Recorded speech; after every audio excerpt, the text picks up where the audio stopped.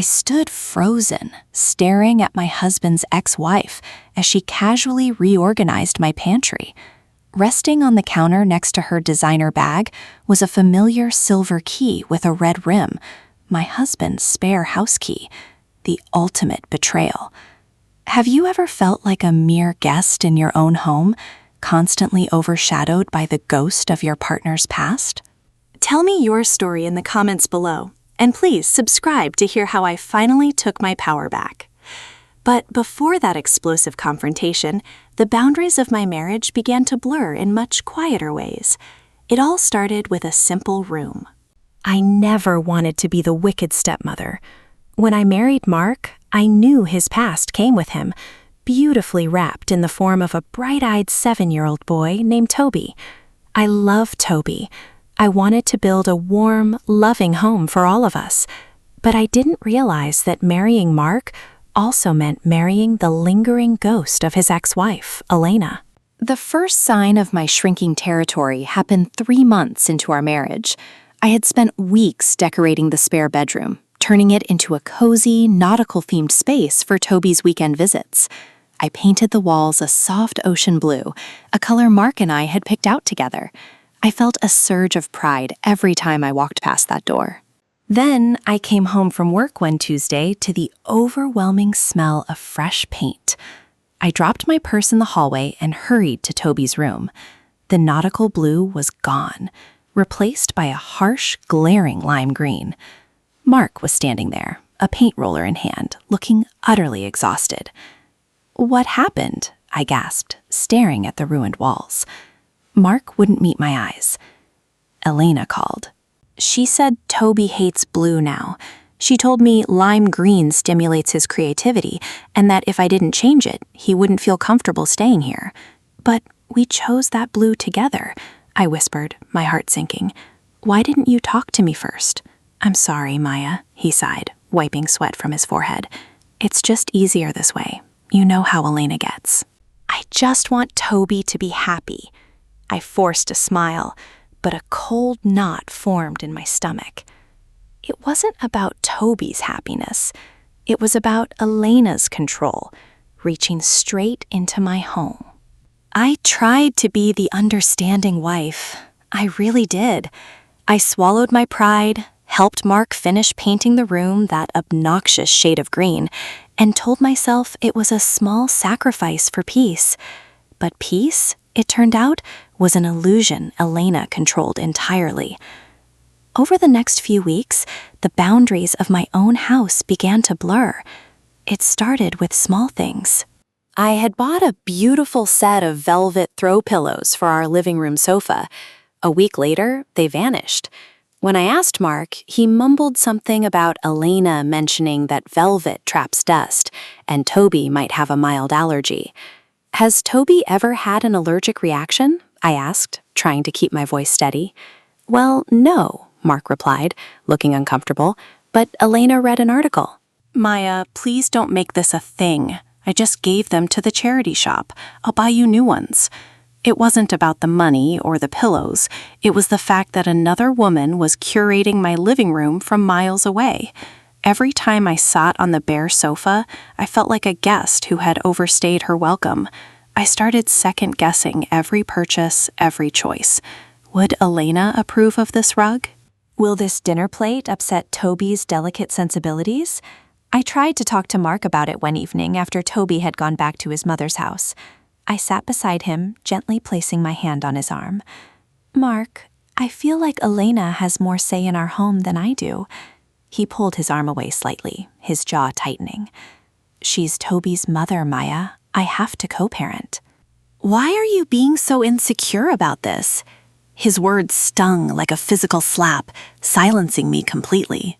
The word insecure echoed in my mind for days.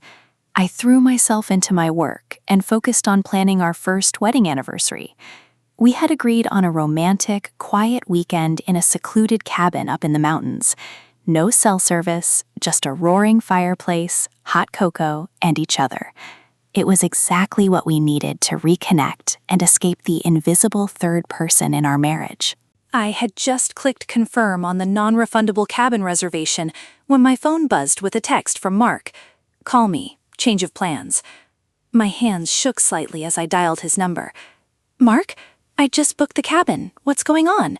"Maya, I'm so sorry." His voice sounded tight, defensive. "Elena just called. She's got a mandatory training seminar this weekend and can't take Toby." "We need to take him." "Mark, it's our anniversary," I pleaded, tears pricking my eyes. "Can't her parents watch him? Or a sitter?" "You know Toby gets anxious with sitters, and Elena says her parents are out of town." He paused. "Look, the cabin isn't really kid-friendly anyway. I looked it up. Elena suggested we take him to the Splash City Water Resort instead. He loves it there." I stared blankly at my computer screen. Elena suggested our anniversary trip? "She's just trying to be helpful since she's springing Toby on us," Mark snapped. "Why do you always have to make her the villain? We're going to Splash City, I already told Toby, and he's thrilled. Don't ruin this, Maya." He hung up before I could reply. I sat at my desk, the reservation confirmation glowing mockingly on my screen. I wasn't just losing my home. I was losing my marriage to a woman who wasn't even in the room. Splash City Water Resort was a neon-colored nightmare of screaming children and chlorine. I walked behind Mark and Toby, carrying the heavy tote bags filled with towels and sunscreen, feeling entirely invisible. Toby was having the time of his life, and I couldn't fault him for that. He was just a little boy who loved his dad. The resentment wasn't meant for him. It was meant for the man holding his hand, who had entirely forgotten the significance of the weekend. That evening, as we sat in the crowded, noisy pizza parlor of the resort, Mark's phone rang. I saw the caller ID flash on the screen. Elena. Mark answered immediately. His tone shifted to that careful, placating voice he reserved only for her. "Yes, we're here. Yes, he wore his water shoes. No, he hasn't had any dairy." I watched him report our activities to her, step by step. He was a grown man, yet he sought her approval like a nervous employee reporting to a strict boss. When he finally hung up, he looked at me and forced a strained smile. She just wanted to make sure he was settled. "Mark," I said softly, leaning over the sticky plastic table, "do you realize you haven't even wished me a happy anniversary yet?" His face fell. Guilt flashed in his eyes, quickly replaced by defensive anger. "Maya, please, I've been wrangling a 7-year-old all day. I'm exhausted. Can we not do this right now?" I didn't argue. I just nodded and picked at my cold slice of pizza. The silence between us was louder than the arcade games chiming around us. Elena didn't just share a child with Mark, she still owned a lease on his mind. The months following our ruined anniversary were a slow, agonizing slide into isolation. My own house felt like a museum where the exhibits were curated by Elena. The final shift in my perspective, the moment that broke me, happened on a rainy Thursday afternoon. I had left work early because I felt a severe migraine coming on. All I wanted was to crawl into my own bed, pull the heavy comforter over my head, and sleep. I drove home through the downpour, my head throbbing with every beat of my heart. As I pulled into the driveway, I noticed a strange car parked near the curb, but my pain was too blinding to process it. I fumbled with my keys, unlocked the front door, and stepped into the quiet hallway. Then I heard it. The unmistakable sound of cabinet doors opening and closing in my kitchen. Fear spiked through my veins. I reached for the heavy brass umbrella stand, my knuckles turning white, and crept toward the kitchen. I expected a burglar. I expected a dangerous stranger. Instead, I saw Elena. She was standing at my kitchen island, humming softly to herself. She wore a stylish beige trench coat, and she was casually reorganizing my pantry. My expensive glass jars of pasta and rice were pushed aside, replaced by bright plastic containers of organic snacks. I stood frozen in the doorway, the brass stand slipping from my grip. My heart hammered against my ribs, not from fear, but from a profound, earth-shattering shock. How was she in my house? The alarm hadn't gone off. The doors had been locked. Then I saw it. Resting casually on my granite countertop next to her designer handbag was a familiar silver key with a bright red plastic rim, my husband's spare house key.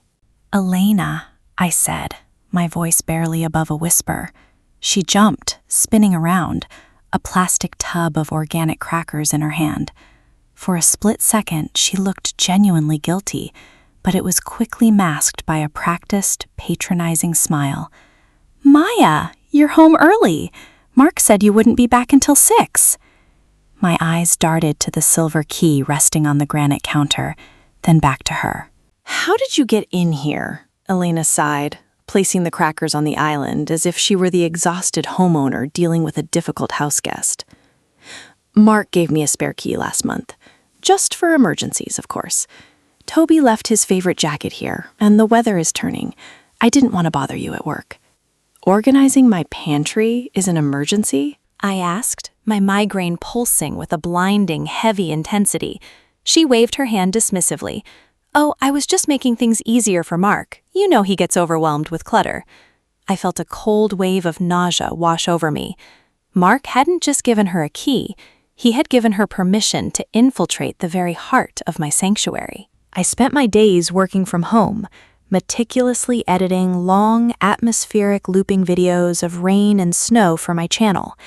I created calm, controlled digital environments for a living, seeking tranquility, yet I couldn't even control the reality of my own kitchen. "Put the key on the counter and leave," I said, my voice trembling with a terrifying new clarity. "Maya, let's not be dramatic," Elena scolded gently, stepping toward me. "We're all adults here. We're co-parenting." "You are co-parenting with Mark," I replied, stepping forward and snatching the key. "You are not co-parenting my house." Elena's patronizing smile finally slipped, replaced by a sharp, calculating glare. "You're being incredibly immature, Maya. Mark warned me you were feeling a bit insecure lately, but this is ridiculous. It's just a house." "It's my house," I fired back, my fingers gripping the cold metal of the key so tightly it bit into my palm. "And you have absolutely no right to be here without my permission." Before Elena could deliver another thinly veiled insult, the sound of a heavy diesel engine rumbled into the driveway. We both turned toward the front window. It was Mark's truck. He was supposed to be at the office, but here he was, walking hurriedly up the front path. The front door clicked open. "Maya?" "I saw your car," Mark called out, stopping dead in his tracks as he walked into the kitchen. His eyes darted from me, pale and shaking, to Elena, who immediately shifted her posture, crossing her arms to look like the reasonable victim. "Mark, thank goodness," Elena sighed, her tone instantly softening into a melodramatic purr. "I just came to grab Toby's jacket, and Maya's having some sort of breakdown over a spare key." Mark looked at me, looking exactly like a deer caught in the headlights. The betrayal hanging in the room was so thick it was suffocating. He had told her I was insecure. He had discussed my private, vulnerable feelings with the woman who was actively eroding my sanity. "Maya," Mark started, taking a cautious step toward me, his hands raised in a placating gesture. "I can explain. Please, just calm down." "Calm down?" I echoed. The pain in my head was entirely replaced by a burning, absolute clarity. The ultimate betrayal wasn't the key. It was his complicity. "Explain it to me, Mark," I demanded, planting my feet firmly on the hardwood floor. "Explain why your ex-wife has a key to our home. Explain why she is standing in my kitchen, reorganizing my groceries, while you discuss my insecurities with her behind my back." Mark swallowed hard, his face flushing a deep, embarrassed crimson. "It was just for emergencies, Maya. In case Toby needed something and we weren't here. It made sense at the time." "An emergency?" I pointed a trembling finger at the neatly stacked plastic containers of organic snacks Elena had just arranged. "Is quinoa an emergency, Mark? Is rearranging my pantry a matter of life and death?" Mark looked at the counter, finally noticing the chaotic displacement of my glass jars. He opened his mouth, but no words came out. He looked foolish, entirely stripped of his usual defensive arguments. Elena rolled her eyes. "Oh, for heaven's sake, I was doing you a favor, Maya. You clearly don't know how to organize a child-friendly household." "Elena, please, just stop," Mark muttered, rubbing his temples. For the first time in our marriage, he didn't immediately take her side. He looked at the mess on the counter, then at the spare key clutched in my fist.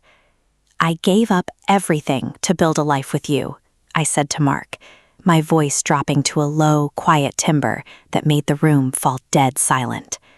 I changed the paint, I threw out my pillows, I surrendered my vacations. I spent hours alone in my office, trying to build a peaceful life for us, while you slowly gave the rest of my life away to her.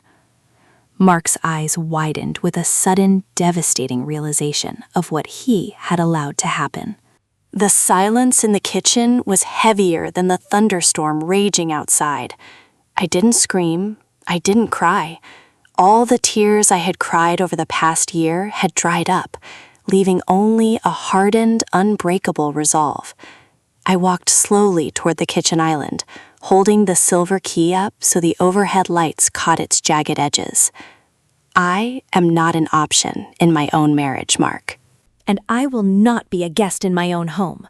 "Maya, I'm sorry," Mark choked out, taking a step forward. "I was stupid. I just wanted to avoid conflict. I thought it was harmless." "It wasn't harmless. It was a complete surrender of our boundaries," I stated firmly. I turned my gaze to Elena, who suddenly looked very small in her expensive trench coat. "You don't want Mark back, Elena." "You just want to make sure I don't fully have him either. You enjoy the power." Elena's mouth opened in outrage. "How dare you?" "Get out," I said, my voice eerily calm, cutting her off completely. "Get out of my house right now. And if you ever step foot on this property without my explicit invitation again, I will call the police and report you for trespassing." "Mark, are you going to let her speak to the mother of your child this way?" Elena demanded, turning to him for her usual rescue. But Mark just stared at the floor, his shoulders slumped in total defeat. "Elena, you need to leave. Now." The shock on Elena's face was absolute.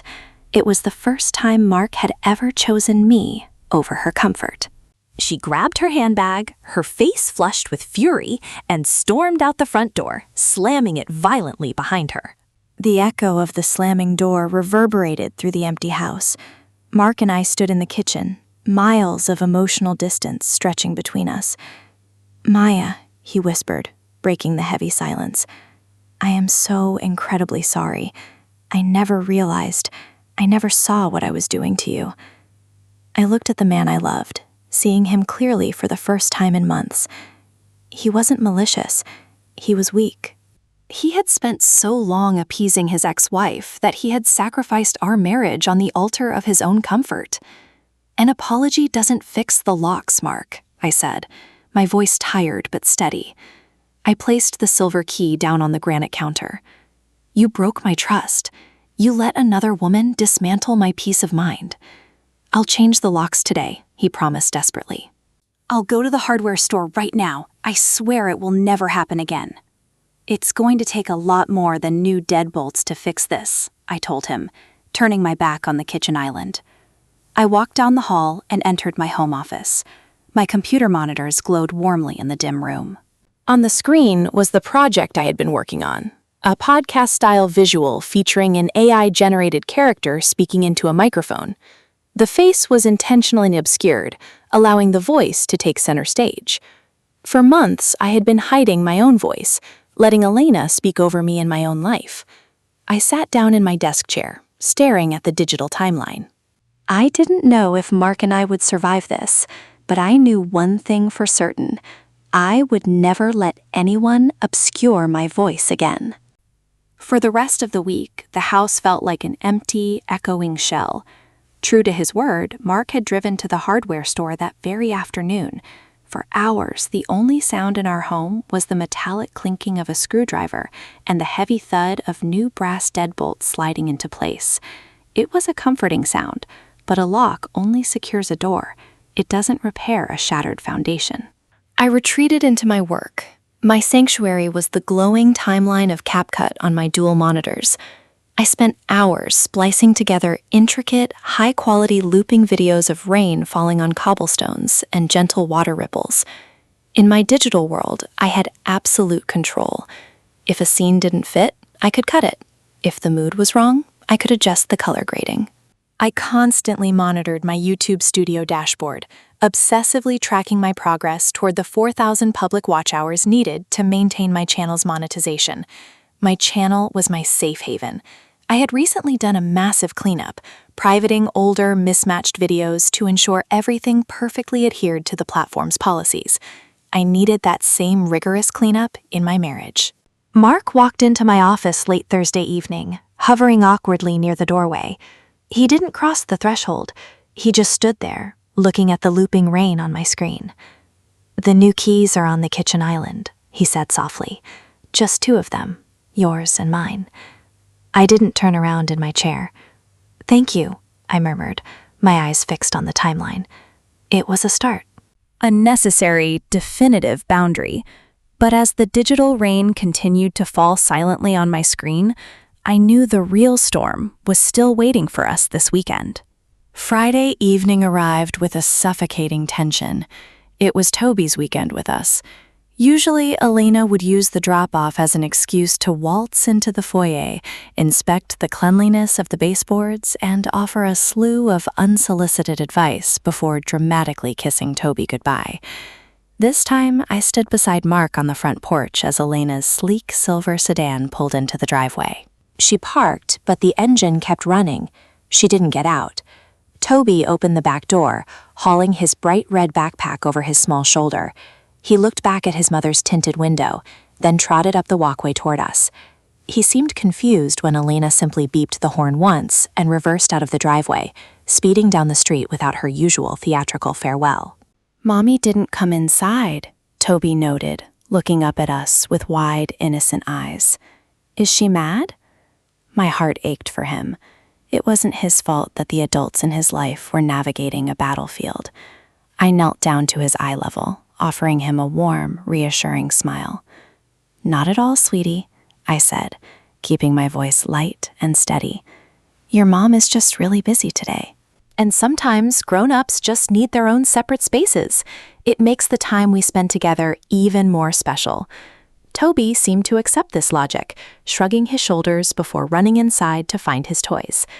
I stood up, feeling a knot of anxieties loosen in my chest. I had handled it with grace. I hadn't badmouthed her, but I hadn't lied either. I glanced at Mark, who was watching me with a mixture of profound relief and deep, lingering guilt. The physical boundary held, but the emotional test had just begun. Saturday morning proved that Elena was not going to relinquish her grip quietly. If she couldn't physically infiltrate our home, she would do it through the airwaves. We were sitting at the kitchen table, enjoying a rare, peaceful breakfast of homemade pancakes. Toby was enthusiastically drowning his plate in maple syrup, and for a fleeting moment, we felt like a normal family. Then, Mark's cell phone buzzed violently against the wooden table. The screen lit up. Elena. Mark tensed immediately. He picked it up, stepping away into the hallway. I could hear his hushed, strained murmurs. 5 minutes later, he returned, looking exhausted. She wanted to remind me that Toby needs to wear a light sweater today. "It's 80 degrees outside," I noted quietly, taking a sip of my coffee. "I know," Mark sighed. 20 minutes later, the phone buzzed again. Elena, asking if Toby had finished his homework. An hour after that, another call. She had read an article about the dangers of certain food dyes and wanted to audit our pantry inventory. By the 4th call, the tension in the room was suffocating. Toby was watching a cartoon in the living room, oblivious to the silent war raging in the kitchen. Mark stared at his buzzing phone, the caller ID flashing like a warning siren. He looked at me. I didn't say a word. I didn't offer an ultimatum or a glare. I simply watched him, waiting to see if he would choose our peace or her control. Mark closed his eyes, took a deep breath, and pressed the red decline button. Then with a decisive click, he powered the device off completely and shoved it into a drawer. "Pancakes were great," he said, his voice shaking slightly. "Let's go to the park." Sunday afternoon, while Mark took Toby to the local playground to burn off some energy, I walked past the spare bedroom. The door was ajar, and the obnoxious lime green walls seemed to scream at me, a glaring monument to Elena's lingering authority in my house. I couldn't live with it anymore. It felt like a stain. I drove to the hardware store and bought a gallon of warm, soothing oatmeal gray paint. It wasn't the nautical blue I had originally chosen. That dream had been tainted. But it was peaceful. It was mine. When Mark and Toby returned, I was already in the spare room, tape lining the baseboards, rolling a thick layer of gray over the toxic green. Mark stopped in the doorway, Toby peering curiously around his legs. "What are you doing?" Mark asked, his voice cautious. "I'm reclaiming my house," I answered evenly, dipping the roller back into the tray. "The green gives me a headache, and frankly, it's ugly." I braced myself for an argument. I waited for him to mention Elena's theories on color psychology or Toby's fragile preferences. Instead, Mark gently patted Toby's shoulder. "Hey buddy, why don't you go play your video game in the living room for a bit? Maya and I are going to work on this." Toby scampered off. Mark walked into the room, took off his jacket, and picked up a spare paintbrush I had left on the tarp. He didn't say a word. He just walked over to the opposite wall and began carefully cutting in the gray paint along the ceiling. We painted in silence for an hour. It wasn't a fix for everything that was broken, but watching the green slowly disappear beneath our shared effort felt like the first real apology he had given me. That night, after Toby had gone to bed and the house was draped in quiet darkness, Mark and I sat on the living room sofa. The velvet pillows were still missing, leaving the couch feeling bare, much like our marriage at that moment. "I'm sorry about the green paint," Mark finally whispered, staring at his paint-flecked hands. "I'm sorry about all of it." "Why did you let her do it, Mark?" I asked softly, turning to face him. "Why did you give her the key? Why did you give her so much power over us?" Mark rubbed his face exhaustedly. "Fear," he admitted, his voice cracking. "When we divorced, Elena made things so difficult. She used Toby as a bargaining chip for everything. If I pushed back, she'd threaten to take full custody, to move away. I spent years walking on eggshells just to make sure I could still see my son." I listened, feeling a profound wave of empathy for the terrified father sitting beside me. "When we got married," he continued, a tear slipping down his cheek, "I thought keeping her happy was the only way to protect our new life. I thought if I just gave her the small things, the paint, the pillows, the key, she would leave us alone.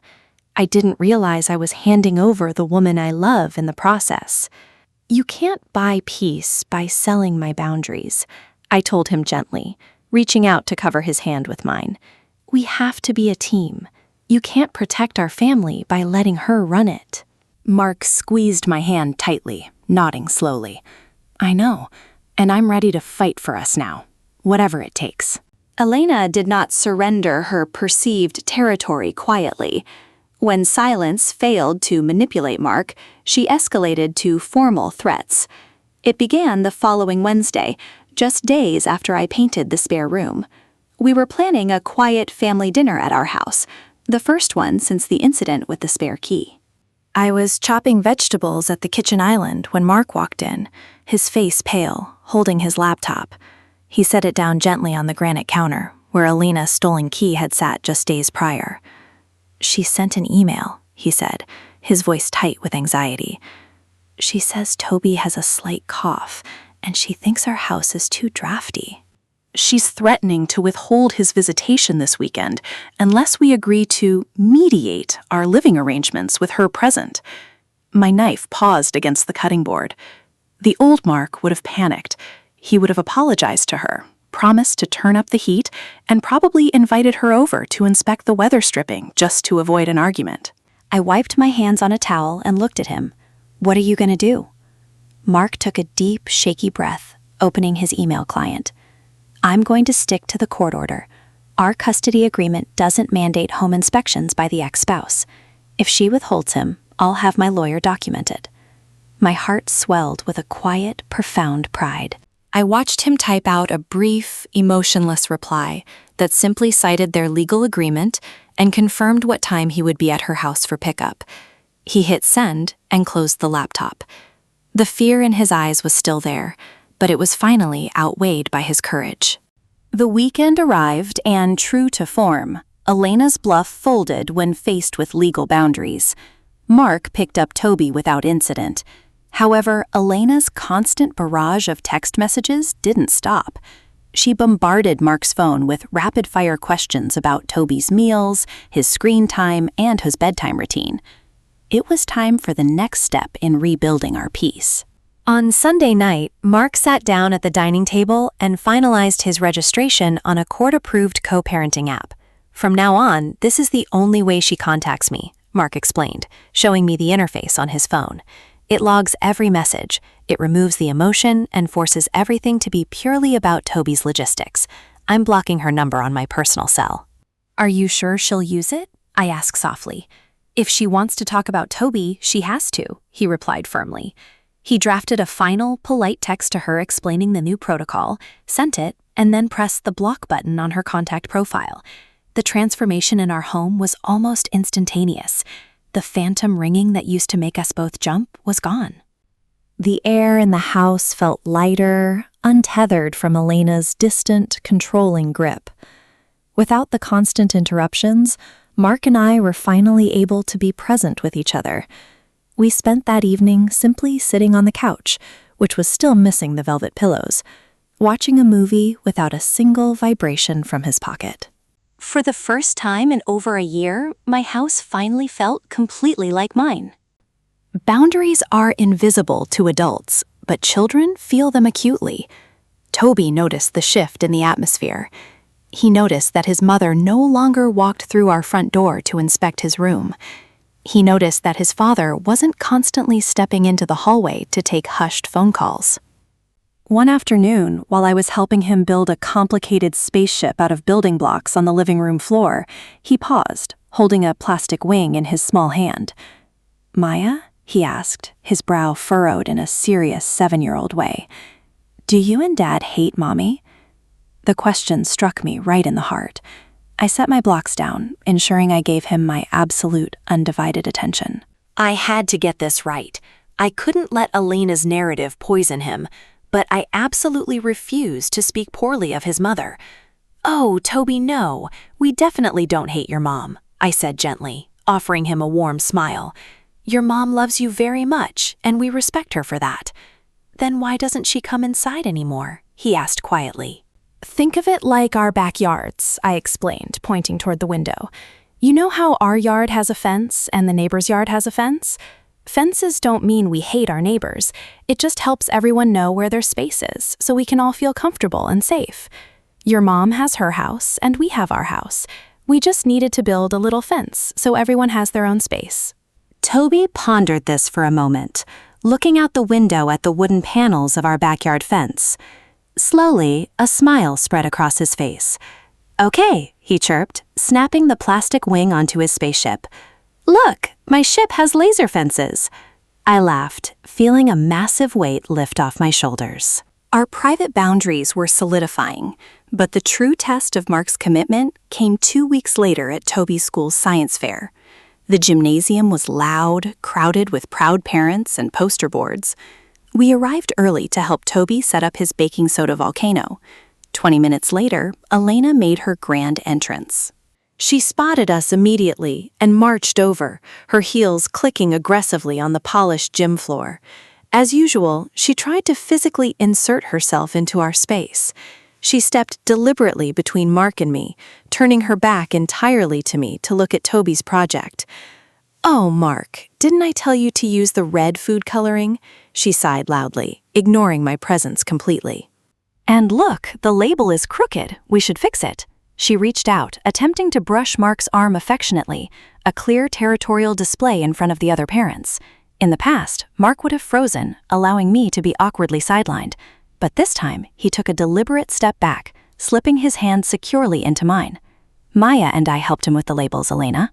"We think they look great," Mark said, his voice calm, polite, and completely immovable. He gently pulled me forward so we were standing shoulder to shoulder, a united front. Toby did a fantastic job. Elena's hand hovered in the air, grasping at nothing. She looked at our intertwined fingers, her face flushing with a mixture of embarrassment and defeat.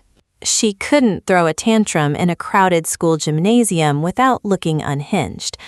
"Well," she muttered tightly, taking a step away, "I suppose it's fine." She retreated to the other side of the display table. Mark squeezed my hand, looking down at me with a soft, reassuring smile. The ghost in our marriage had officially been exorcised. The healing in our house mirrored the healing in my own personal projects. I sat in my home office on a quiet Friday morning, the soft, rhythmic sound of artificial rain playing from my speakers. I looked at the digital calendar on my desk. I had circled a date in red marker, May 6th. It had been a turning point. On that exact date, after meticulously privating all my old mismatched videos and ensuring everything perfectly aligned with the platform's policies, I had finally clicked the reapply button for YouTube monetization. Earning those 4,000 public watch hours had required extreme patience, a ruthless cleanup of my past content, and strict adherence to the rules. My marriage had required the exact same process. We had to remove the toxic elements, establish strict boundaries, and put in the exhausting emotional hours to rebuild our foundation. I turned back to my dual monitors. In CapCut, my timeline was filled with a new podcast-style visual. I stared at the AI-generated character on the screen, a faceless figure speaking into a microphone. Originally, I had designed the character as a male, perhaps unconsciously reflecting Mark's dominant role in navigating our family's early conflicts. I highlighted the character layer and deleted it. I typed a new, explicit prompt into my generator, swapping the male character for a female one. When the new image loaded, she sat tall, confident, leaning toward the microphone with an air of absolute authority. I smiled, dragging the new file into the timeline. I was no longer an option, a guest, or a silent bystander in my own life. I was the narrator. And for the first time since I said I do, the story was entirely mine. A house is made of walls, but a home is made of choices. For months, I had allowed my choices to be vetoed by a phantom presence. On a sunny Saturday afternoon, I decided it was time to finalize the physical reclamation of my living room. I drove to the boutique downtown and purchased 2 deep emerald green velvet throw pillows. They were plush, luxurious, and completely unapologetically mine. When I walked through the front door, Mark was sitting on the bare sofa reading a book. He looked up, his eyes landing on the velvet pillows in my arms. There was a split-second pause where the ghost of our old dynamic lingered. I waited to see if he would mention dust or allergies or Elena's preferences. Instead, a soft, genuine smile spread across his face. "Those are beautiful, Maya," he said, setting his book down on the coffee table. They matched the rug perfectly. He reached out, taking one of the pillows from my hands and placed it carefully on his side of the couch. He patted the space next to him, inviting me to sit down. I nestled the second pillow into the corner and curled up beside him, resting my head on his shoulder. The fabric was soft against my cheek, but the feeling of security was infinitely more comforting. I didn't feel like a guest anymore. The invisible tension that had previously strangled our living room was gone. Mark wrapped his arm around me, leaning down to kiss the top of my head. "I like our house like this," he murmured quietly into my hair. "Me too," I whispered back. The velvet was a small victory, but in the landscape of a marriage, small victories build the foundation for lasting peace. The co-parenting app was the greatest investment we ever made in our marriage. It stripped away the tone, the size, and the manipulation, leaving only the bare logistics of raising Toby. For the first 2 weeks, Elena tested the boundaries of the digital wall. My phone pinged rarely, but Mark's app notification chimed multiple times a day. Elena would send lengthy, emotionally charged paragraphs about Toby's supposedly fragile emotional state regarding the new boundaries. Mark would sit at the kitchen table, read the wall of text, and then calmly reply with a single sentence. Toby had a great weekend and is doing perfectly fine here. See you at drop-off. It was a masterclass in emotional detachment. One afternoon, while I was editing a particularly complex rain sequence for my channel, Mark knocked on my open office door. She just tried to use the app to complain about the gray paint in Toby's room, he said, shaking his head in disbelief. She said Toby told her about it, and she feels it lacks creative stimulation. I paused my editing software, bracing for the old wave of anxiety. What did you say? I asked carefully. Mark chuckled, a sound of pure, unburdened amusement that I hadn't heard in over a year. I told her the app is exclusively for medical, educational, and logistical updates regarding Toby, per our court agreement, and then I archived the message. He walked up behind my chair, resting his hands gently on my shoulders. She has no power here anymore, Maya. Not over me, and certainly not over our home. I leaned back against him, looking at the peaceful, looping rain on my screen. The storm outside our walls was finally losing its energy. The emotional repair of our marriage couldn't be achieved entirely through boundary setting. It required active, deliberate nurturing. Mark understood this deeply. On a random Tuesday evening, I emerged from my home office to the incredible aroma of roasted garlic and herbs. The dining room table was set with our best plates, 2 lit candles flickering softly in the center. Mark stood by the stove, wearing an apron over his work clothes, carefully plating a beautiful chicken piccata. "What's the occasion?" I asked, leaning against the doorframe, a warm smile touching my lips. "No occasion," Mark replied, bringing the plates to the table. He pulled out my chair, waiting for me to sit before taking his own seat across from me. He didn't touch his food immediately. Instead, he reached across the table, taking both of my hands in his. "I want to formally apologize, Maya," he said, his voice thick with emotion, his eyes locked onto mine. "Not just for the key, or the paint, or the vacations, but for making you feel secondary. I was a coward. I let fear dictate how I led our family, and I almost lost the most amazing woman I've ever known because of it." Tears pricked my eyes. His words weren't defensive. They were purely accountable. "You are my wife," Mark continued, his grip on my hands tightening. "You are the center of my life. This house is your home, and I will spend every day making sure you never doubt that again." I squeezed his hands back, a single tear slipping down my cheek, catching the golden light of the candles.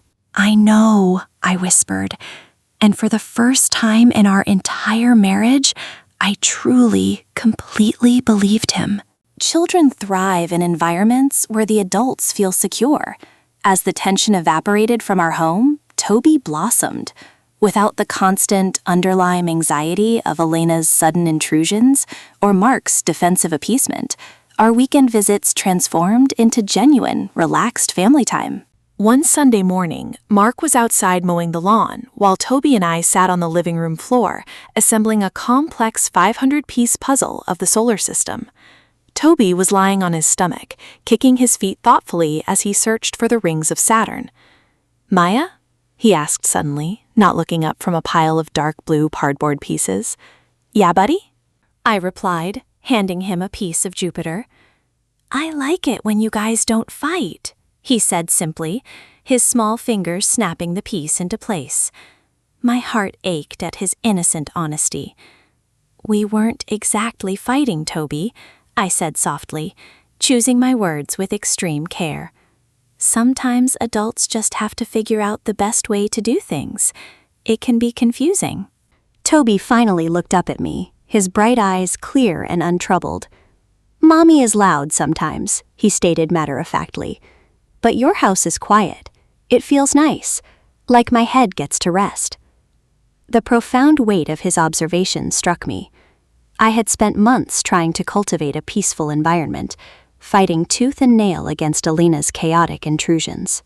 Knowing that Toby felt that peace, that he viewed our home as a safe, quiet harbor away from his mother's overbearing intensity, validated every difficult conversation Mark and I had endured. I smiled, reaching out to ruffle his messy hair. "I'm glad your head gets to rest here, Toby. That's exactly what a home is for." It had been exactly 3 months since the incident with the spare key. The pain of the past felt like a distant, fading bruise. On Friday afternoon, I was finalizing my video uploads for the week when Mark walked into my office. He didn't knock, he simply leaned against the doorframe, holding 2 small printed pieces of paper. "Pack a bag," he said, a boyish grin spreading across his face. Nothing fancy, just comfortable clothes and maybe a heavy sweater. I spun my chair around, raising an eyebrow. "Mark, what are you up to? Toby is supposed to be here in 2 hours." "I traded weekends with Elena," Mark said smoothly, stepping into the room and handing me the papers. They were booking confirmations. She wanted to take him to a family reunion next weekend, so we swapped. "The weekend is entirely ours." I looked down at the paper. It was a reservation for a secluded cabin in the mountains, the exact same cabin I had booked for our ruined anniversary months ago. "Mark," I whispered, my hand flying to my mouth. "We are doing our anniversary over," he declared softly, stepping forward and pulling me gently to my feet. No interruptions, no water parks, no cell phone service. Just a fireplace, hot cocoa, and my beautiful wife. I wrapped my arms around his neck, burying my face in his shoulder. The gesture was massive. It wasn't just a trip. It was a physical manifestation of his promise to prioritize us. The invisible third person was finally, permanently banished from our relationship. As we packed the car an hour later, I looked back at our house. The walls were secure, the locks were changed, and the foundation was finally unbreakable. The drive up the winding mountain roads was the first time in our relationship where the silence in the car felt completely weightless. No anxious text tones interrupted the radio. No lingering tension knotted in my shoulders. We arrived at the secluded cabin just as the sun dipped below the tree line, casting long, golden shadows across the wooden porch. Inside, the cabin was exactly as I had imagined months ago. It smelled of pine and old paper. Mark immediately set to work building a fire in the stone hearth, his movements relaxed and unhurried. I unpacked our single overnight bag, deliberately leaving our cell phones powered off and zipped in the front pocket. Later that evening, we sat on the plush rug in front of the roaring fire, mugs of hot cocoa warming our hands. Mark leaned back against the sofa, pulling me tightly against his chest. "Thank you," he whispered, his voice mingling with the crackle of the burning logs, "for not giving up on me when I was too blind to see what I was losing." I turned my head, resting my cheek against his heart. "I fought for us because I knew what we could be, Mark, once the noise was gone. We spent the entire weekend just existing together.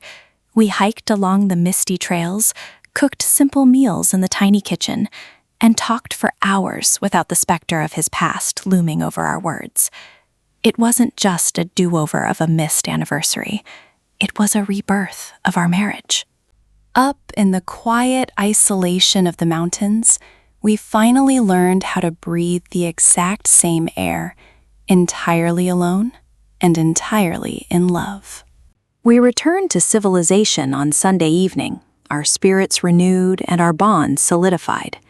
As we pulled into the driveway, the house looked different to me. It didn't look like a battlefield anymore. It looked like a sanctuary.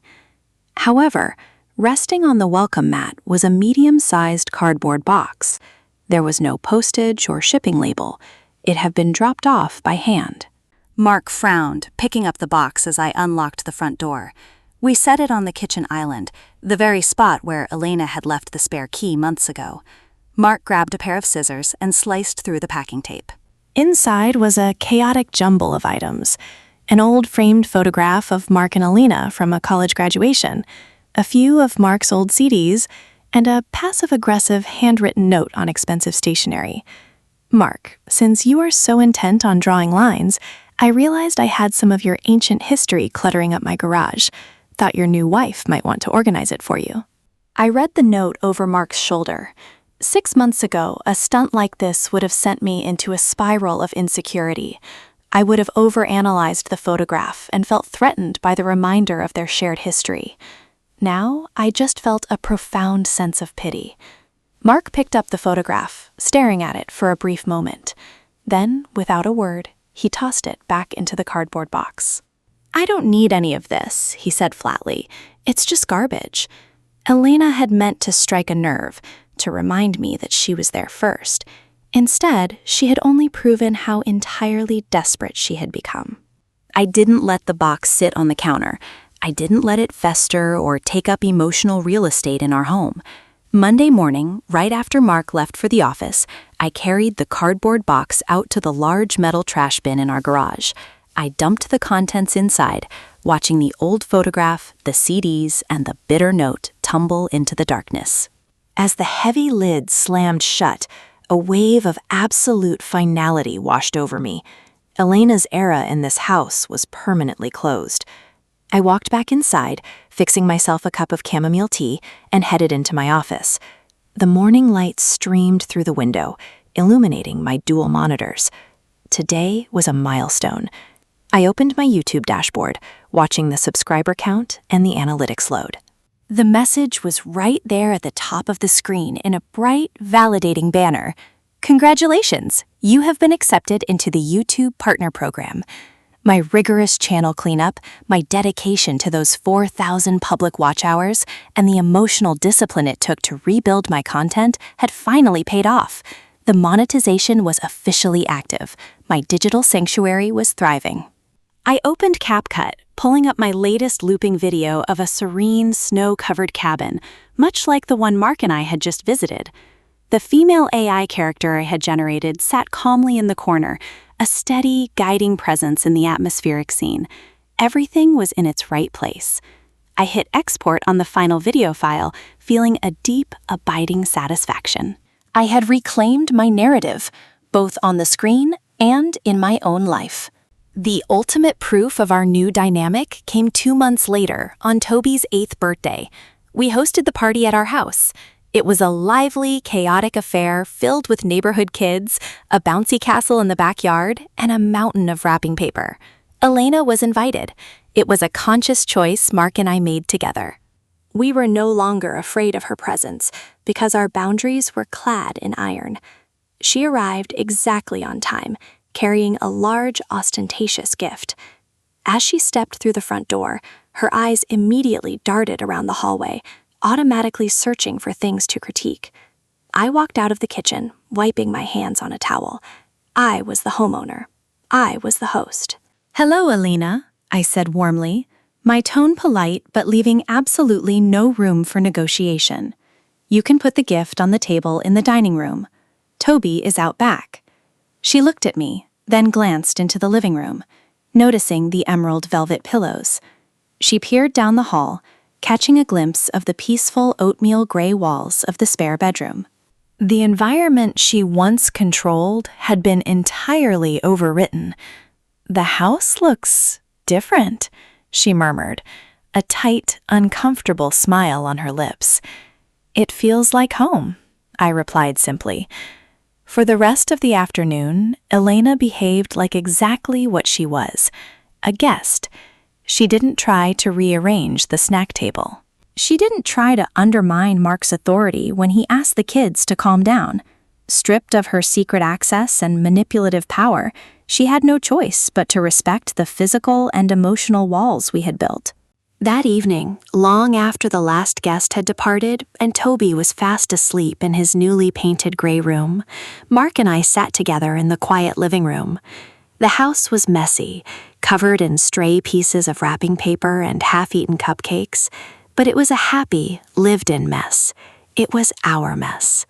Mark was resting his head on one of the velvet pillows, his eyes closed in peaceful exhaustion.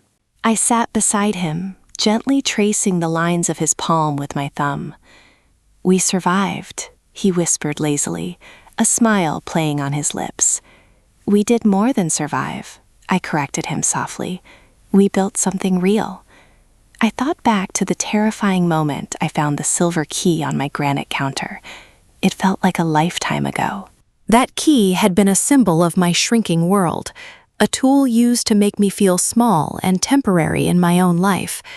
But confronting that intrusion was the catalyst we desperately needed.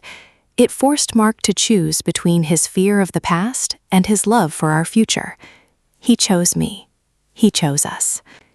Elena would always be a part of our lives through Toby, and I had accepted that. But she would never again dictate the color of our walls, the location of our vacations, or the peace in our hearts. I leaned my head back against the sofa, listening to the soft, rhythmic sound of the real rain beginning to fall against the living room window. I didn't need to edit this moment. I didn't need to obscure the faces or loop the audio. My reality was finally exactly as beautiful as the sanctuary I had always dreamed of.